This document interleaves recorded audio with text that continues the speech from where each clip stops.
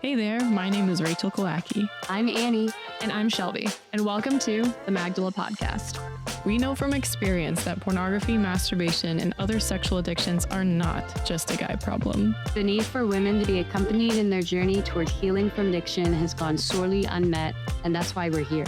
Magdala is a space where women can find hope, healing, and freedom from sexual addiction through support, community, and accountability. Here on the podcast, you'll find everything from testimonies to practical advice to discussions on how to live fully as a Catholic woman. You are not alone, and wherever you are on your journey, we welcome you to this table. Welcome back, everyone, to the Magdala Podcast. My name is Shelby, and today I am joined by my lovely friend / coworker / boss / executive director and founder, Miss Rachel Kalaki. How are you doing today, Rachel? I'm good. It's good. It's good to be hosted. I feel like you haven't hosted me before on our own podcast, but it's good. It's good to be here. I might have for the letter to women. I think that might have been the only other time. Oh, you did. Yeah. But Yeah, that was, you totally did. It feels like that was a century ago. And in fact, it was just last year. That was last year. Oh my word. Yep. Yeah. I lived in a different state back then. So much has changed. I did not. Yeah. But I was in a different state of life. Ayo. Okay. Yes, anyway. You were not Shelby Casey then. I was not. No, I was not. It's fun to be Shelby Casey. It is. Anyway. Yeah. But we're not here to talk about marriage. We're here to talk about a super fun topic that's not at all difficult or awkward. We're here to talk about sexual dreams. That's a good intro. So basically, Rachel and I are here to have a semi-goofy but very sobering conversation about the nature of sexual dreams, what the church teaches, the culpability that we have, if any. We'll answer that one real quick for you guys in sexual dreams. And then we're also just going to kind of share what happens to your mind when you're sleeping, specifically in a dream state, and the coping mechanisms that we have found specifically very helpful in kind of navigating recovery in the midst of these. Obviously, nobody wants these things to happen. Any kind of intrusive dream at all, intrusive images, they are just a part of life. So we're here to kind of explain what's helped us and help to provide tools for your discernment in figuring out what's going to work for you in your recovery. Yeah, because they can be so unsettling, right? Like that's why we decided to record on it. Is I feel like it comes up in small group all the time, or just like getting emails about it of how common these are. Which hint, they're common for literally everyone, not just people in recovery. Or people who have experienced sexual brokenness. It's like, yeah, it's so common, but it is really deeply unsettling when it happens because it feels so akin to what you've been used to. So we're trying to settle you in the midst of the unsettling. Allow us to settle you, please. All right. So in that light, it's also, I think it's important to point out, it is 2 p.m. on a Friday. Yeah. So we are giggly and we are slightly unhinged, but we are so ready. Yeah, we are so ready to talk about this. In that vein, caffeinated. Good. In that vein, Rachel, when was the last time that you had a sexual dream or really any unwanted imagery, themes, or content in a dream? We're doing this for the sake of normalization, so I feel comfortable sharing.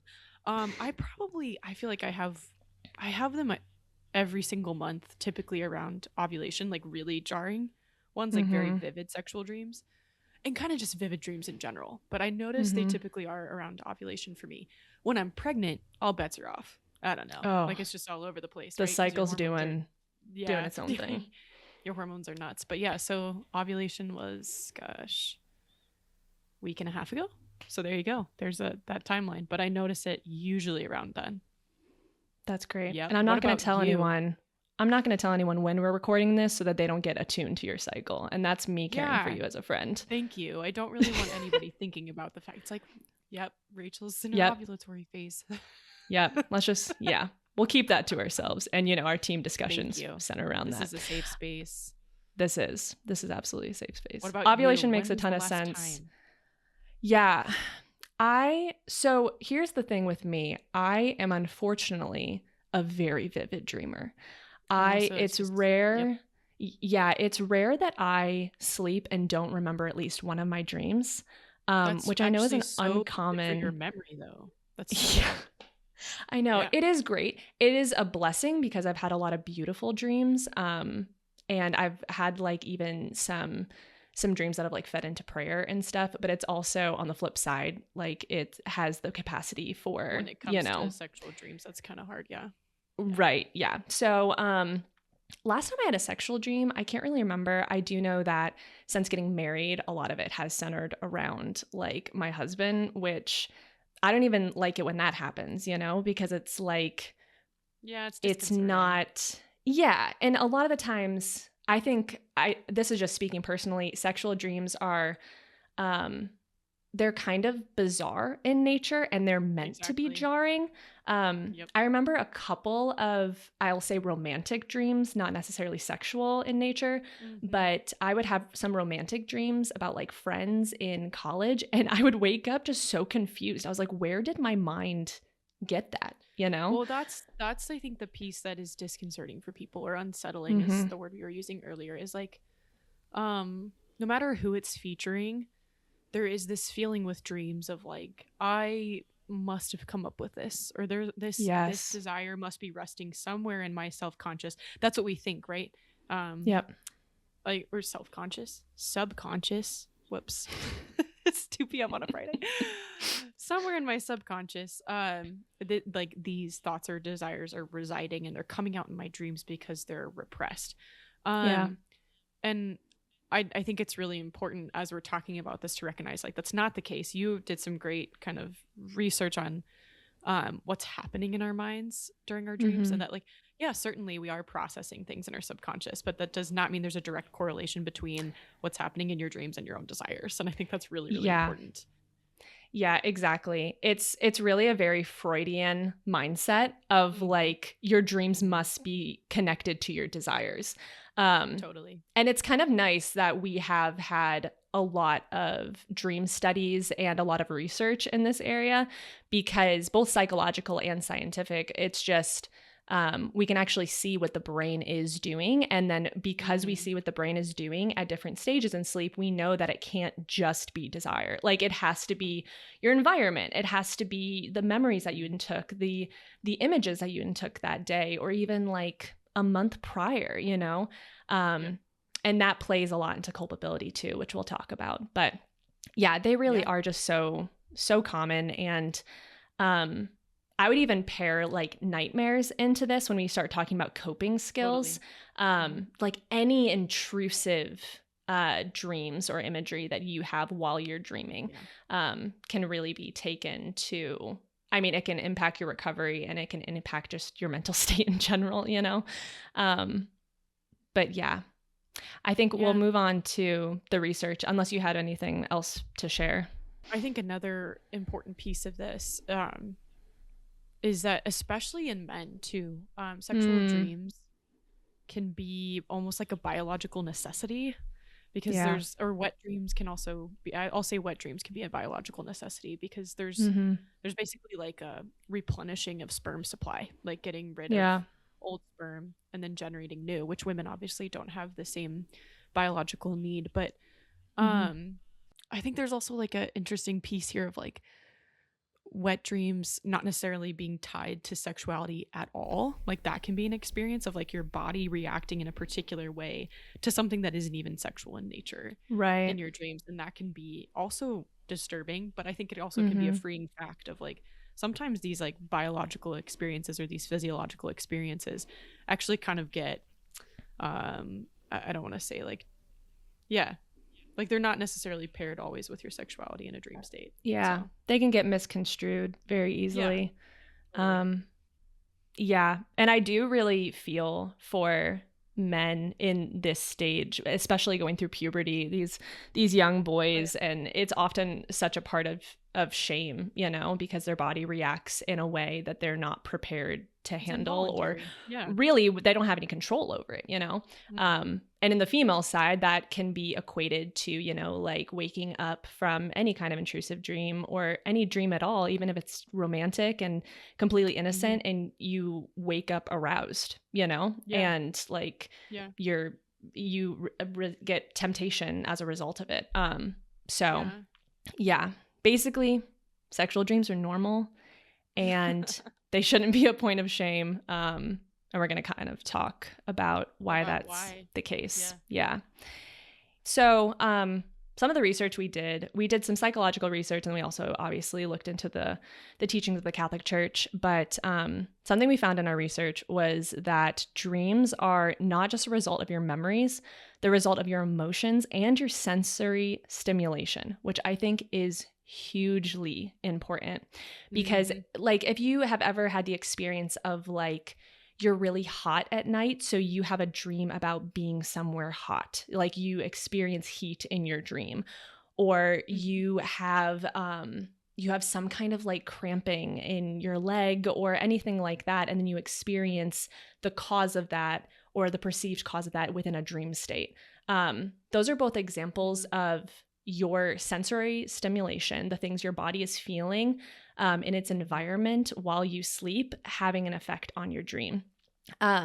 So if you experience some kind of arousal, then you are like very likely to have some kind of erotic or sexual imagery to kind of equate that. Your mind is like trying to work through the sensory that you have. Right. And the big part of this is that the full state of your free will while you're dreaming is completely unknown. And because it is completely unknown, it is considered excessively hindered.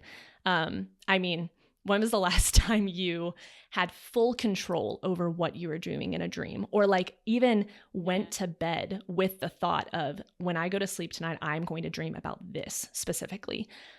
That does not happen in the common experience. And even when people talk about lucid dreaming, where they do have some kind of capability over, you know, controlling things, some consciousness, the full extent of that is completely unknown. So it's not like you're awake and choosing in the moment to do these things. I'm so that's somebody who's like somewhat lucid at different intervals. And that really messed with me for a while, because that was kind of where a lot of the thoughts of, oh, this must be residing somewhere in me. If I have control over this, or I will it, or whatever. But rationality, like that's suspended in a dream state. Even if it echoes rational things you've done, or when you're, you know, acting in the full capacity of your personhood and whatnot, when you are conscious, like it can mimic that. It can mimic real life, but like, like you're saying, it's totally undefinable how much even lucidity you actually have. Even if it feels that way. And we hear that from women all the time of like, but I feel like I consented. It's like, well, if you're dreaming and it's happening and you like it or you want it or something, even your experience of liking or wanting is very different than a conscious liking or wanting, right? 100%. So, and you're going to talk about like how we do we'll say like things of the passions, like when you punch someone in the face out of anger in a dream, or like shoot someone. Yes. Like, and I know one person, I couldn't find the source of this theologian, but I think it's a good comparison regardless. Someone compared it to when you're drunk or intoxicated and you feel like in the moment you're in control, but really your free will has been hindered by the substance that you have taken. So that's kind of how they compared like lucid dreaming, is like, yes, in the moment it may feel like you are choosing certain things to happen, but you are still at a level of brain activity where your entire brain is not acting to its fullest capacity, and your free will of free will. Right. Your free will is hindered. So getting a little technical for like 2.5 seconds. There are really two kinds of dream state. There's REM and non-REM, and both can experience dreams. Obviously, you hear of REM as being like the really deep sleep. And when doing studies, REM sleep did show that brain stimulation is very similar to when you're awake, and that's what makes the dreams feel super vivid and real, almost like you're not sleeping. But because your mind is at a hyperactive state, it's very normal to experience movement and heightened emotions and physical responses to your dreams, which is really important when we talk about like experiencing arousal. Like Rachel said, you know, if you're fighting someone in your dream, you're probably going to punch the person next to you, you know, like if you are trying to get away. I don't know if you, Rachel, have ever experienced sleepwalking, but I've been known to sleepwalk and talk like a few times. Yeah. Yep. Yeah. And especially I feel like it's very common in children too. And I feel like it's because their minds are like in that younger state, you know, and they're just kind of like trying to work through those responses to the dreams. But that's why this kind of stuff happens. But there are also parts of your mind during REM sleep that are not hyperactive. They're actually dulled or muted, which really shows us that when a person is sleeping, even if they are experiencing thoughts that seem real, even if they're lucid dreaming and it feels like they are in control, they cannot fully contemplate what is happening in those dreams and the choices that they're making in those dreams, if we can even call them choices. For anyone in psychology or anatomy or anything, we're talking about the prefrontal cortex, which again is responsible for logic, critical thinking, reality checking. But this part of your brain specifically quiets down when you're in REM sleep and you're dreaming. And then even in non-REM dream states, they have less research surrounding those because it's kind of harder to catch someone at like the beginning or end of sleep than it is like dead in the middle. But these also often include heightened physical sensations. And a lot of times these heightened physical sensations can lead to you feeling the effects of the dreams or of the images once you wake up. So again, when we talk about having a sexual dream and then waking up and being aroused, that is not your fault. That is your body trying to reason through what you were experiencing in a dulled state, you know, where part of your brain is hyperactive and other parts of it are dulled, like your reality checking.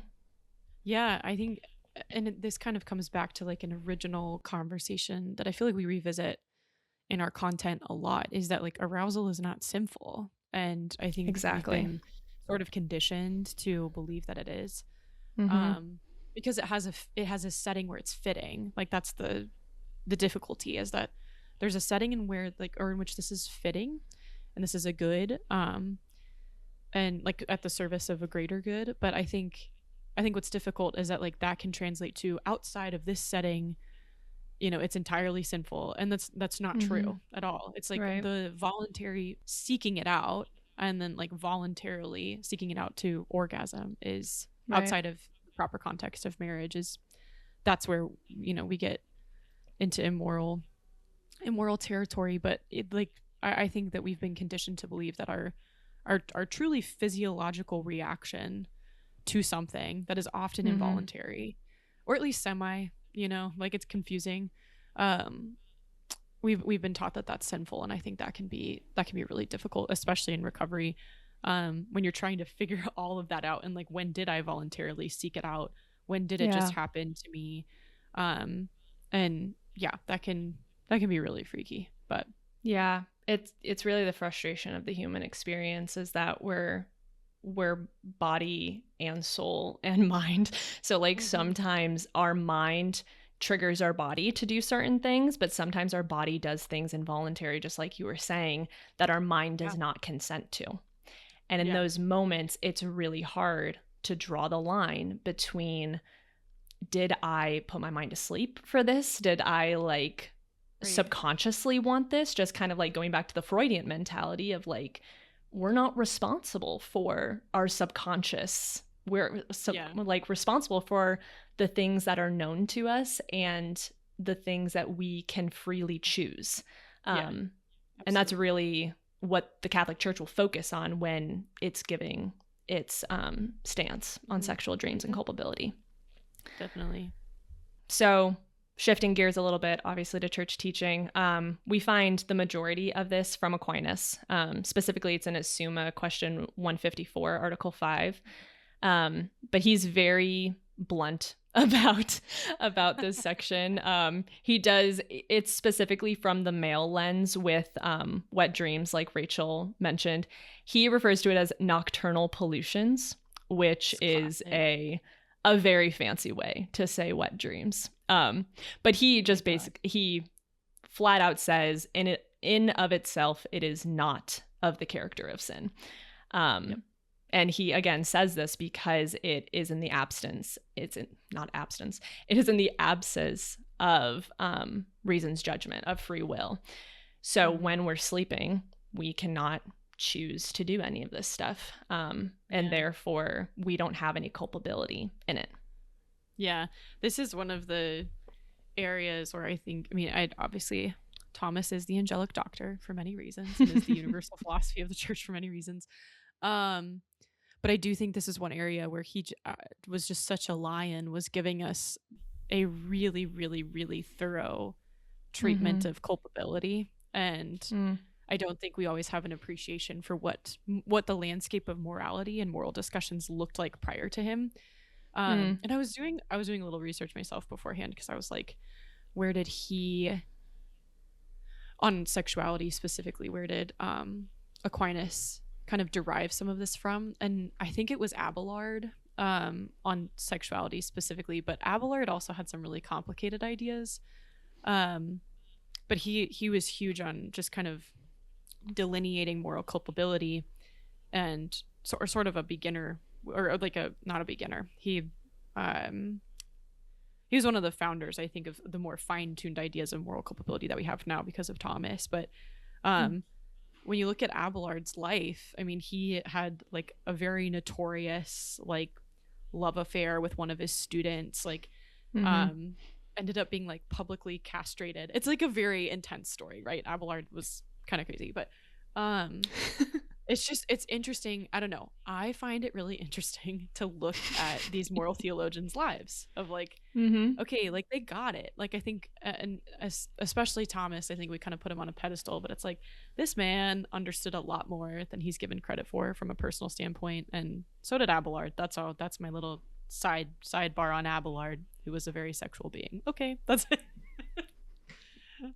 Yeah, you make a really good point too, because I even remember in reading that part of the Summa, the question asker, like they even reference to like the Mosaic law of like when a man has a nocturnal pollution, a wet dream, he is considered unclean and has to go through the ritual cleaning. And I think, yeah, I am very grateful for Aquinas, specifically in this arena, because there can be so much unnecessary shame and so much of a draw towards scrupulosity, especially in these areas that are super common. They're bodily responses to things that are completely outside of our control. And I think it's important how you mentioned earlier that arousal itself is not a sin. I think even Jason Everett talks about this at some point, but he's like, if I look at a billboard and there's an attractive woman on it and she is advertising some kind of, porn site or prostitution like hub or something like that, and like, if I feel attraction for her, that is not a sin. She's a beautiful woman. God made her beautiful. I'm recognizing the beauty in his work and in her. It is what I do with that recognition of beauty that depends on how like my culpability shifts, but like the attraction itself, in a way, it's beautiful that we like look at things and see attraction in our, like, have a physical response within ourselves of like the response to that beauty, Yeah. Well, I think it's like, I feel like sexual dreams are this way as well, or like what you're talking about with the billboard example. It's like a moment where you kind of come face to face with just like the carnality of the human experience, of like the kind of raw side of what it means to be embodied. And yeah, like you're saying, the call of the Christian life is not to condemn the body. It's not to condemn the carnal experience. It's to allow it to be elevated. Right. You know, another common quotation from Aquinas is like, grace builds upon nature and perfects it. Or grace is the perfecter of nature, kind of depending on where you pull your translation from. But I love that of this isn't, it's not a dismissal of life in the body. It's just allowing grace to build upon it and to perfect what life in the body was meant to be. And right.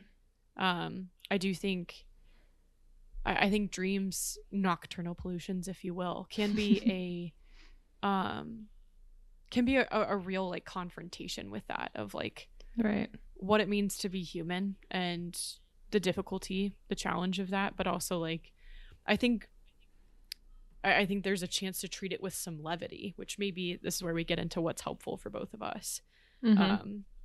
But yeah, because it's involuntary, because culpability is diminished, and certainly diminished. Again, we have no way of knowing what the level of culpability is. So therefore it's like just continually ambiguous.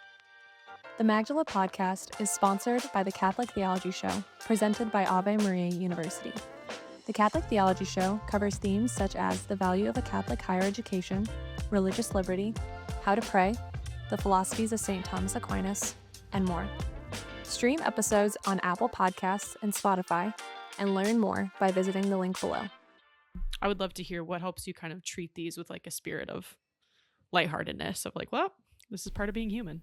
Yeah, I think I think everything you just mentioned is so important to keep on the forefront of our minds. I know we talk about this too in our revised curriculum in a specific session even, but we shouldn't be punishing our bodies for these reactions either. Like any arousal that comes from sexual dreams is completely natural. So we shouldn't be punishing our body. We shouldn't be talking down to ourselves because we're experiencing these things involuntarily. And yeah, again, it's just, you have to have so much grace with yourself, specifically in recovery when you have maybe ingested some harmful material that keeps like resurfacing and even in like the most innocent ways. It can be something you haven't thought about in years, but because you're experiencing some kind of physical sensation that was equated to that time of your life, it can pop up because the brain is just that vast, and the memory is just so unknown, and it grabs on to the most like intricate things. But yeah, I think it's just really important to give yourself grace. And that's certainly a mindset that I try to employ. Obviously, I don't do it perfectly because I am a fallen human being, as are we all. But there are certain areas in my recovery that I tend to be a little bit more scrupulous, for a lack of a better term, than other areas. But I think it's always just reminding that God made our bodies and he made them good, and he made them with these responses to arousal. Totally. And he gave us the ability to dream, so like maybe recognizing the areas for growth that these dreams could provide, and thanking God for the good dreams that we have, and just kind of recognizing both sides of the coin. Yeah, totally. Yeah, I think of two different responses that I kind of tend towards. One is the more lighthearted one, I'll say. I mean, I've been married for 5 years, so 5 years next week after this recording, which is crazy, but I know. That's funny. But I mean, at this point, I just like tell my husband when they happen. I'm like, dude, my dreams be crazy last night. That was wild. Like, I just kind of say, I'm like, yeah. Or I'll say like graphic, or if it's disturbing, like I'll tell him that I'm like, yeah, I had like a really disturbing sexual dream. It really bothered me. Like, just having somebody who, obviously, like, this is the closest relationship in my life. I feel very safe to be like, oof, yeah, that bothered me. Or like, yeah, had that. I'm ovulating. Super, super weird night. Like, I think And having, you know, his response be like, yeah, dude, those are tough. You know, like it just kind of like, we're like, dang. Oh man. Where it's just funny, you know, or like, or if it was disturbing, he's like, oh, I'm sorry, you know, and like you just get a little sympathy and then you move on, like, because it's right. It's a dream. But that's helped me treat it with some levity, is like just being able to tell someone else. Or you, I mean, you can tell a best friend or something if it's really bothering you, of like, well, if this like got me so in my head or something. Yeah. Especially someone who knows you're in recovery.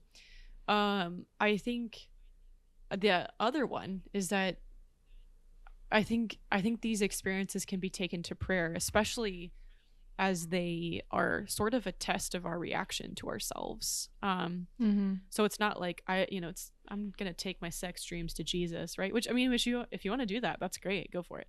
Yeah. But there were seasons of my recovery where it was helpful to be like, Lord, I had this and I'm beating the crap out of myself. Like, can you come and like speak to me of how you see me? Or, if the scrupulosity was raging, or Lord, I feel like my mind is corrupt, or my mind is terrible, or my heart is terrible because these are happening to me. Like taking my reactions to myself for having sexual dreams was an important part of prayer at a couple points. Because it was me recognizing like, yeah, I'm very, very condemning here of myself, when I shouldn't be. And I'll say like the spirit of levity didn't come until after that kind of confrontation of like, oh, this is a very important opportunity actually for me to really honestly look at how I treat myself when something involuntary like this happens. So several years ago, that was a really important step. And then after that, the levity came, because I wouldn't say now I have these dreams and I'm like, man, I'm the worst. Like it truly is like, well, all right, moving on, it's just, but I think that confrontation had to happen first. Cause again, it's not like you don't necessarily need to pray about the content of the dreams unless you want to, right? But it is a good test of, are you receiving the truth about yourself, your culpability, and the desires of your heart, and how your mind is operating in the midst of recovery, and that, you're on a trajectory of growth. Yeah, absolutely. And, for someone who, I think it's great to be able to like voice these experiences, not like get into the nitty gritty of, the harmful imagery or anything like that. Because we don't certainly want to put these like descriptions into other people's minds, unless they have like some kind of levity. Yeah. If they're light and stuff and they're not harmful in nature, then But anything super heavy, obviously we want to be vague out of charity. But for someone who doesn't have that person to confide in, I know I found it really, really helpful to either write down my thoughts. So like write down what had happened and then just end it with like, I surrender all this to you, and, just kind of totally close the journal and put it away. Or I used to talk out loud to God in my car. Like when I was driving somewhere, I would turn the radio off and just be like, God, why are you doing this? Like I don't understand. And just kind of act like he was sitting in the passenger seat. And it was really helpful because it was a way of externally voicing it and getting it out of my mind. Because once it was in my mind and I was just contemplating it, it was festering, and I just, a lot of times the external processing really, really helped me specifically. So yeah, I do think that can be a helpful practice for someone who's listening who may not have a support system or anyone to confide in specifically. Absolutely. Yeah, I like that idea of kind of processing, somehow externalizing, shutting the journal, that sort of thing. I think that's really important. I will say too, like, if you find you're having recurring, like I'll say extremely graphic or nightmarish sort of sexual dreams, that includes like, violence or just really degrading practices in the midst of recovery, that could be a really important hallmark of like trauma processing. Like you need a space to really process, perhaps some sexual or emotional trauma. Including like the trauma of consuming pornography, right? Or behaving in particular ways, like that deeply traumatizes us. And so I think if you're continually disturbed by your dreams, like they're recurring, then perhaps like that can be like an opportunity to seek out therapy or spiritual direction, just for further processing. I think too, I think we should say like a couple words about dreams as spiritual warfare, because I do think it happens. Yeah. I think we're a little too quick to say that was an attack, you know, like to basically anything of like, you have a headache, attack, right? No, but like I think I think there can absolutely be a warfare element when it comes to dreams, of like, it's not getting in through its regular channels, like especially if you're several months sober or whatever, like it's not getting into its regular channels. You're not seeking out your regular coping mechanisms, and so that's going to pop up somewhere else, right? It's going to try to find a different door, and I think that can be what's behind sexual dreams too. So it can be really helpful to, like, I think, find a prayer that's consoling to you before sleep, or do an exam, like an examine, night prayer, something that makes you feel sort of at peace, like on a soul level before going to sleep. I think that could be helpful. But yeah, I think both of those things can be true. There can be a signal that you have further trauma processing that's kind of beckoning for your attention, or there could be a spiritual warfare element as well present. And both are not something to be afraid of, but just an opportunity to address. Yeah, absolutely. I'm so happy you mentioned spiritual direction, because another point that I wanted to make sure we touched is like bringing these dreams to confession. There is absolutely no reason to, or like there's no need or really no reason to bring them to confession. Right. And yeah, if like I understand the mindset of, you know, like I confess something that has been tempting me for a while, and in order to receive graces from it, because we do receive graces from the things we confess in the confessional. But when it comes to sexual dreams or any kind of dreams, like I think of the example of like if you killed someone in a dream, or if you like were mean or did any kind of sin in a dream, like don't think of the sexual ones, think of like the blatant, like you murder someone in a dream. Dude, you know, I robbed a bank a few weeks ago. Yes. In a dream. Like, okay. we're talking like full like National Treasure level like heist. Yes. It was legit. I pulled it off. And then bought a That's vacation amazing. home.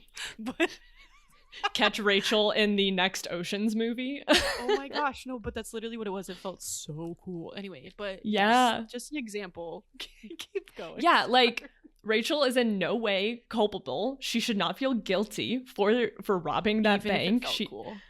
Even if it felt cool. Yeah, like there is no situation where she goes into the confessional and says, I had a dream that I robbed a bank. I would love to not have these dreams anymore, you know, like, thank you. And the priest was probably going to be like, okay, what? What? Yeah. In a very loving way, of course. But yeah, I do think seeking spiritual help in the dream state, in this dream realm, is very important. But yeah, try to do it with a spiritual director or someone who, like a trusted friend in the faith. Yeah, do not do it in the confessional. And yeah, you do not need to receive confessional graces for sexual dreams. It's just you have absolutely no culpability in it. Yeah, unless I'll say like the only thing that we would need to confess is if like we are taking the content of a dream and willingly acting out with it, right? Yes. So like that's the only line. Once you cross that line, that is in the voluntary realm. Yeah. So like if you're aroused by a dweem within a dweem. No. Like Princess Bride. It is 2 p.m. on a Friday. It's 2 p.m. on a Friday. No. If you're aroused by a dream and then you wake up and then you recognize your arousal and you consent to acting out, that's a very different thing than, wait, I just orgasmed in a dream, what's happening, right? Like that's a very different experience. And the former is something to take to confession because that's a consent of the will. But but yeah, like you're saying, those like the involuntary experiences, like there's like Aquinas says, no character of sin in them. So and it's important to note that if you wake up from a sexual dream, it is very normal to experience temptation upon waking up. I think in my active like addiction, some of the hardest times of temptation were in the morning when I was like freshly woken up, because my mind is groggy and I'm and your like body's relaxed and my body's relaxed. Yeah. And it's like in a comfy bed, you know, like there's just so many things happening to you. And especially if you wake up from a sexual dream, like feeling that temptation is not a sin. It doesn't have the character of sin. It is, again, like Rachel was saying, when you consent to it once fully awake and you act upon it. So which is really frustrating. Those are frustrating. It is very frustrating because you're like, I didn't ask to be aroused. Right. I didn't ask for this experience, and now I'm just handed it. Right. Yep. And I think that's, again, where there's an invitation here to like refine your approach to yourself and your approach to this is like, it's not a sin that this happened, and it's not outside of your control and how you respond to it. Right. And I think that's one of the big lessons of recovery is like, actually you have the ability to gain mastery over yourself, and that can be slow, winding, messy, all sorts of things. But like this is the call of the Christian life, is to gain a grace-filled self-mastery over our passions, so that they're at the service of our intellect and will. And I think being handed that experience, though it's annoying, and like I mean at times in recovery, like debilitating, right, and super difficult, it's an invitation to refine your approach. A very difficult, unwanted invitation, but it is an invitation to greater growth. Stupid sex dreams. And in that vein, I think it's also important to mention that although these things can come from like things that were put on us, it can also come just very naturally from the media that we choose to ingest. So if you're noticing that you're having a similar theme in your dreams, and you can remember a time where you either watched a movie with that or like chose to listen to music that talked about that and stuff like that, I think that's also an invitation to you know, kind of refining and examining your media intake and the choices that you're making while you're awake. And I'm not saying that it's always like, you know, like something happens and this happens all the time, you know, because it doesn't. They're not directly correlated. I have had several dreams that have had no impact on anything I had ever watched or intaked willingly. But it is all the same an invitation to kind of examine your daily life. Do I need to incorporate more prayer before bed? Do I need to sleep with a rosary because I wake up in the middle of the night and that's the hardest point of temptation for me? You know, do I need to incorporate a morning prayer or like a morning offering immediately once I wake up or once my alarm goes off? So, or even just finding like on a physical level, like, do I need to focus on like calming my nervous system before bed? Or calming my nervous system when I wake up, of like, okay, would a 5-minute stretch before bed be helpful? Or put the phone down, get off of blue light, read a book for 15 minutes. Like those kind of things really, really matter. They're really important for regulating the nervous system. You need to give your body a time to relax and just like calm down, because if it's hyper activated, then that just leads to a higher probability of having vivid dreams, you know? Well, and I think if you're consistently having sexual dreams in recovery, it can be almost intimidating to go to sleep. Like you're almost afraid of sleep, right? Yes. And your body feels that. And it can make the dream state more intense or, more frightening if your body is not relaxed. And so I think it can be very important to just spiritually and physiologically take care of yourself, establish a night routine and a morning routine that are regulating on spiritual and physiological levels, and see if you don't see some improvement. But it's very interesting that we end up being afraid of rest because our bodies desperately need it and our minds need it. And we don't want to be afraid of rest. No, not at all. And you don't want to keep your mind continually busied, because that's the only way that you can escape temptation or something like that. That is not a helpful mindset. And like we saw, like your brain is hyperactive in REM sleep. So if you If you exhaust yourself to the point of falling asleep immediately after working or after doing some kind of activity, then I mean, you're going to experience dreams, and they may not always be toward your good or toward helpful or something that you would will while you're awake. So yeah, exactly. Yeah, so I mean, it's important as we wrap up too, sorry. Just like as we're talking about ways to help yourself, we're not saying these are ways you take control over your dreams, right? Because we're talking about involuntariness. So it's like there are ways to help yourself so that when these happen, again, you can treat them with a sense of levity or curiosity rather than condemnation. But like regulating your nervous system or having prayers that comfort you and console you, like they're not taking control over your subconscious. They just, again, help you refine your approach to yourself in the midst of these subconscious experiences. Yeah, it's a stewardship mindset, and it's not a controlling mindset. It's like, how can I put myself into a better situation or a better headspace for when I lay down and get the rest that God wills for me. Yeah, totally. What's your night routine? Now that we said night routine, walk me through it. Go. Yes. Yeah. So me and my husband do night prayer. We'll also bless each other before we go to bed, which is just nice and comforting. When I was single, I would, I still always sleep with a rosary because I am someone who wakes up frequently in the middle of the night. And I think I experience it more with scary dreams and like nightmares than sexual dreams, but it's of the same vein, you know, any kind of intrusive thoughts. But having the rosary in my hand really helps because I can pray a Divine Mercy Chaplet as I fall asleep, or, you know, just like holding it is a comfort. So those are the things I hang on. And then if I remember, big emphasis on if I remember, when I wake up, I try to offer that day to God and to allow him to lead me through, again, the conscious moments when I'm of free will and to help me make grace-filled decisions. One of our moderators that we both love, she did a blog post where she talked about how part of her recovery was like, because dreams were so triggering for her for a season, was like she had to get up at first alarm, get up, make her bed, be done, right? So like I think to me that was just a really, really good testament to self-awareness and proper discipline and like care of the self rather than restriction. My night routine.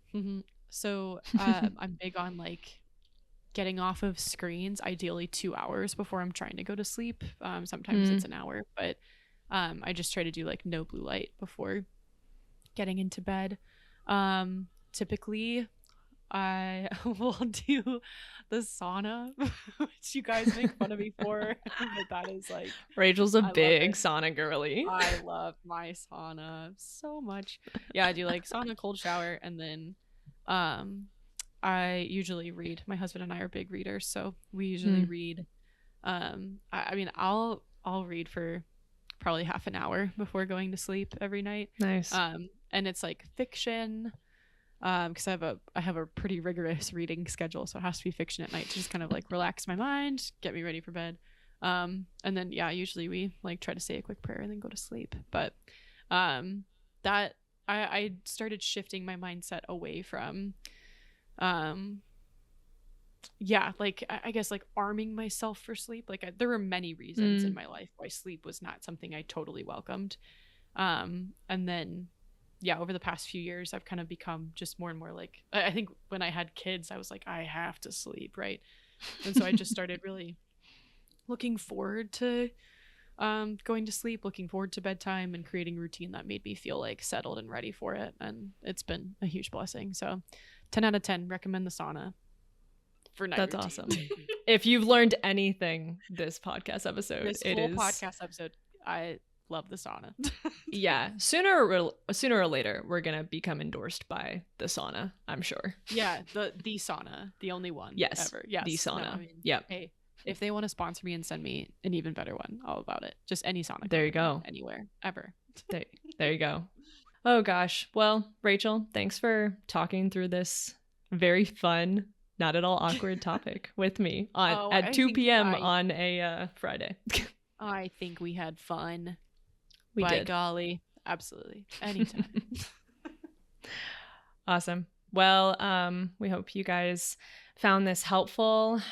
Feel free to comment on any of our podcasts, future topics you guys would like to see. This actually came from a commenter last season. So we do look at your guys' comments, and we love to hear what you guys are looking to hear about. But yeah, please continue to pray for us as we pray for you, and we'll see you next time. Thanks for listening. Check out more podcast episodes, blog posts, and how to get involved with Magdala by visiting our website, magdalaministries.org. Your love is meant to change the world. We hope to see you soon.